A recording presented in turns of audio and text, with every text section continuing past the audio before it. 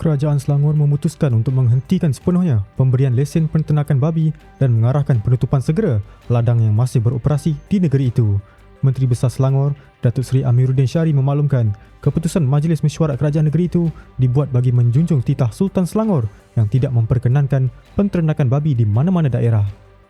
Beliau menjelaskan ladang sedia ada akan ditutup secara berperingkat dengan kadar lebih pantas melalui kerjasama Jabatan Veterinar, manakala keperluan daging babi masyarakat bukan Islam akan diimport sepenuhnya dari luar negeri.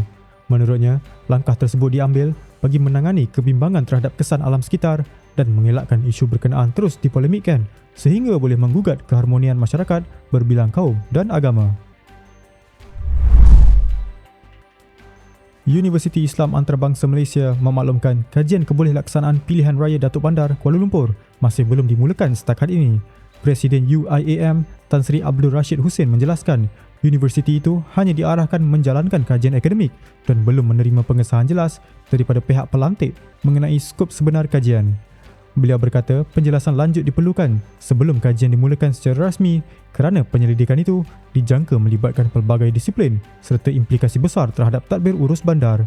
Sebelum ini, Kementerian Wilayah Persekutuan memaklumkan kajian berkenaan masih di peringkat awal susulan perbezaan pandangan pelbagai pihak terhadap cadangan mengadakan pilihan raya Datuk Bandar Kuala Lumpur.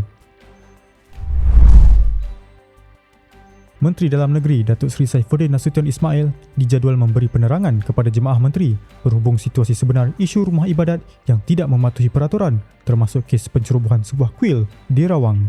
Beliau berkata penjelasan itu akan merangkumi fakta kejadian, pihak yang terlibat serta langkah polis dalam mengawal keadaan bagi mengelakkan salah faham terhadap tindakan penguatkuasaan.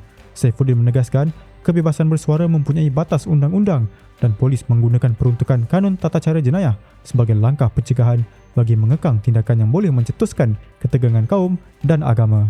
Beliau turut mengingatkan isu rumah ibadat bukan perkara baru dan semua pihak perlu memilih saluran undang-undang yang betul tanpa memanipulasi sentimen demi kepentingan politik sementara.